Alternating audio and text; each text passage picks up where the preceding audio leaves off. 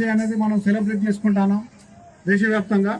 అందులో భాగంగా మనము ఈరోజు హుస్నాబాద్ నియోజకవర్గంలో జాతీయ ఓటర్ల దినోత్సవం జరుపుకుంటున్నాము.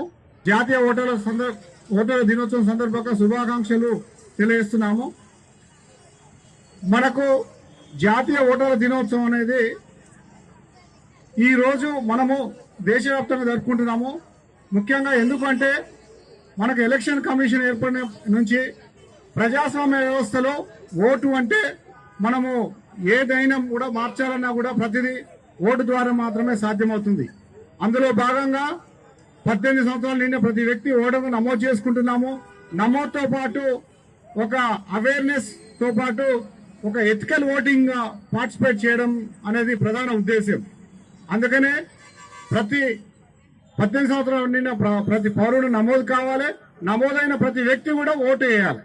అది కూడా ఎథికల్ ఓటింగ్ మంచి ఉద్దేశంతోనే ప్రజాస్వామ్య వ్యవస్థలో మనకు రాజ్యాంగం ద్వారా బిఆర్ అంబేద్కర్ గారు రచించిన రాజ్యాంగం ద్వారా మనకు వచ్చినటువంటి స్వచ్ఛమైనటువంటి ఓటు ఇది ప్రజాస్వామ్యంలో అత్యంత కీలకమైనది కూడా ఉంటుంది.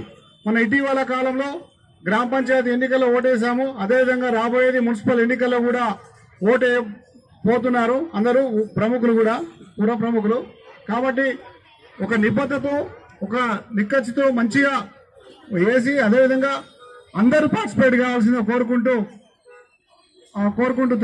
అందరికి జాతీయ ఓటర్ల దినోత్సవం సందర్భంగా శుభాకాంక్షలు తెలియజేస్తున్నాము.